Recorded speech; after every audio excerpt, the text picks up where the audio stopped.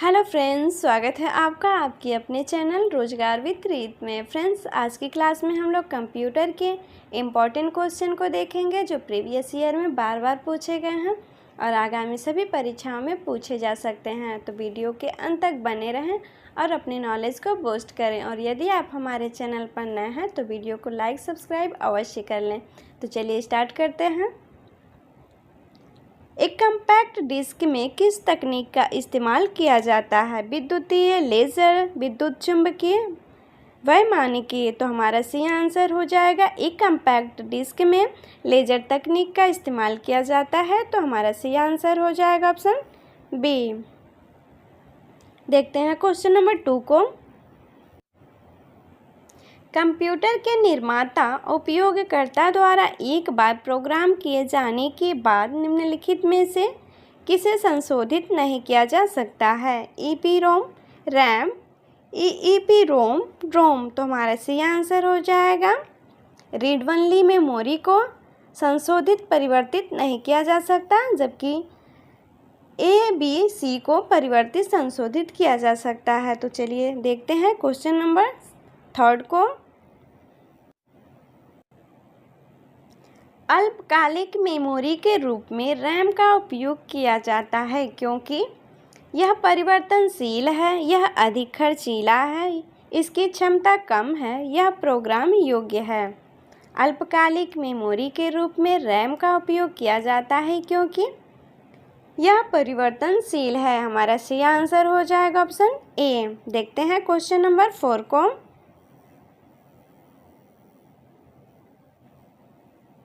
निम्नलिखित में से कंप्यूटर का कौन सा भंडारण उपकरण अब अप्रचलित हुआ है? फ्लॉपी, CD रोम, पेन ड्राइव, हार्ड डिस्क। तो हमारा सी आंसर हो जाएगा 4 का ए, फ्लॉपी। देखते हैं क्वेश्चन नंबर 5 को।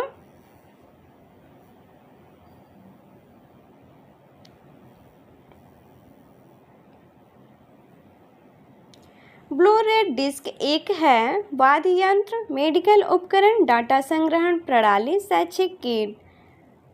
ब्लू रे डिस्क एक डाटा संग्रहण प्रणाली है। तो हमारा सी आंसर हो जाएगा 5 का सी, 6।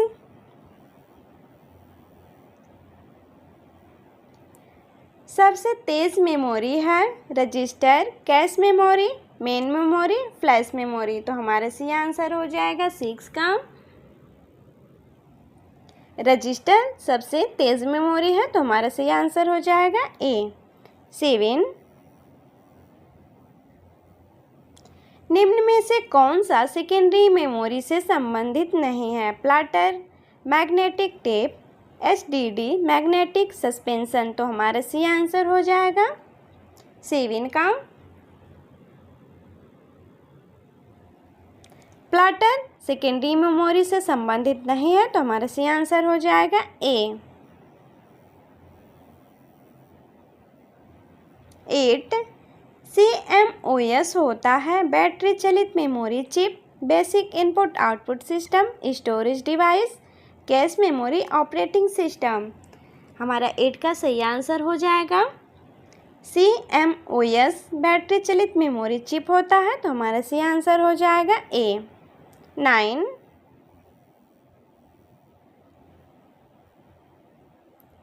MMU का विस्तार machine memory unit, memory management unit, main memory unit, machine management memory. तो हमारा सी आंसर हो जाएगा MMU का विस्तार मेमोरी मैनेजमेंट यूनिट होता है। तो हमारा सी आंसर हो जाएगा बी, 10। कैश मेमोरी क्या होती है? रैम, रोम, EROM, EPROM। Cache memory RAM होती है, रैंडम एक्सेस मेमोरी होती है। तो हमारा सी आंसर हो जाएगा ए, 11।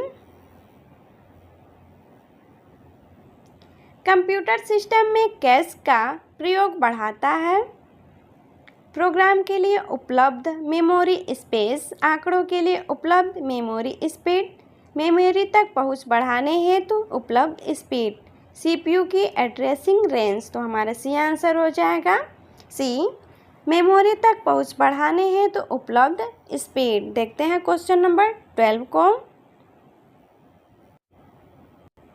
निम्नलिखित में से कौन सा विकल्प द्वितीयक भंडारण उपकरण नहीं है? RAM, magnetic tape, USB drives, floppy disk. द्वितीयक भंडारण उपकरण रैम नहीं है, हमारा सी आंसर हो जाएगा ए। देखते हैं क्वेश्चन नंबर 13 को। कंप्यूटर में स्टोरेज से संबंधित रैम का पूर्ण रूप क्या है?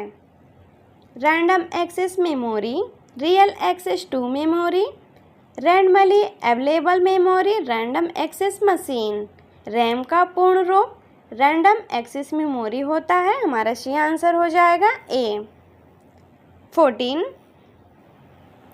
CD रोम है, MP3 file, micro processor, magnetic disk, storage device. तो हमारा सी आंसर हो जाएगा 14 का डी, स्टोरेज डिवाइस। CD रोम एक स्टोरेज डिवाइस होता है, हमारा सी आंसर हो जाएगा डी। देखते हैं क्वेश्चन नंबर 15 को।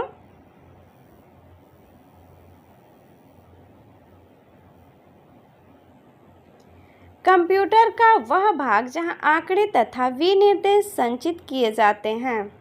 रजिस्टर इकाई, संयमक, मेमोरी यूनिट, CPU। हमारा सी आंसर हो जाएगा 15 का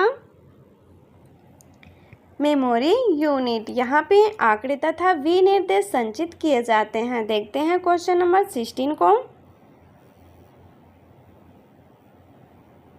अर्धचालक की रीड ओनली मेमोरी मूल रूप से है फ्लिप फ्लॉप मेमोरी का एक सेट, एक संयोजित तर्क परिपथ, गेट्स एवं फ्लिप फ्लॉप वाला एक क्रमिक परिपथ, इनमें से कोई नहीं।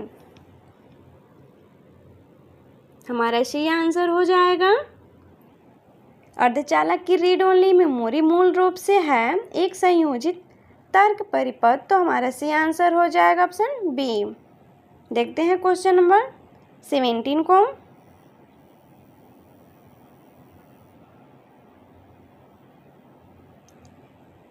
ASC सेकेंड कोडिंग ने कंप्यूटर के उपयोग के लिए अंग्रेजी वर्णमाला एवं चिन्ह आधारित कोड को निश्चित किया, जो विश्व के करीबन सभी भाषाओं के लिए कोड निश्चित करता है और 1 लाख संप्रतीकों से भी अधिक चिन्हों को भी निश्चित करता है। इस नए मानक को कहते हैं CCS यूनिकोड मानक, CSS कोड, सर्विक CCS कोड। तो हमारा सी आंसर हो जाएगा यूनिकोड, ऑप्शन बी। 18 EPROM का अर्थ है erasable programmable read only memory, extended parasitic read only memory, extended polar read only memory. उपरोक्त में से कोई नहीं। EPROM का अर्थ erasable programmable read only memory होता है, हमारा सी आंसर हो जाएगा ए। देखते हैं क्वेश्चन नंबर 19 को।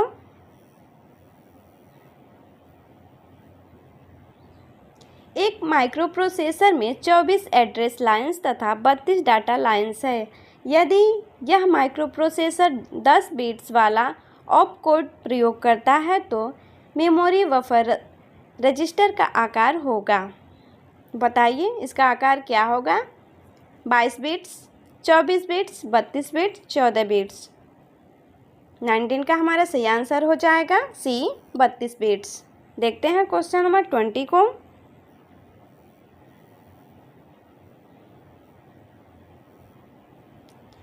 इनमें से कौन सा कंप्यूटर निर्माण में कोई शब्द आकार नहीं है? 64, 8, 16, 28।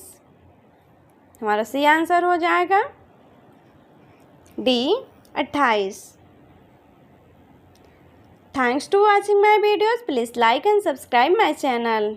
मिलते हैं नेक्स्ट वीडियो में। धन्यवाद।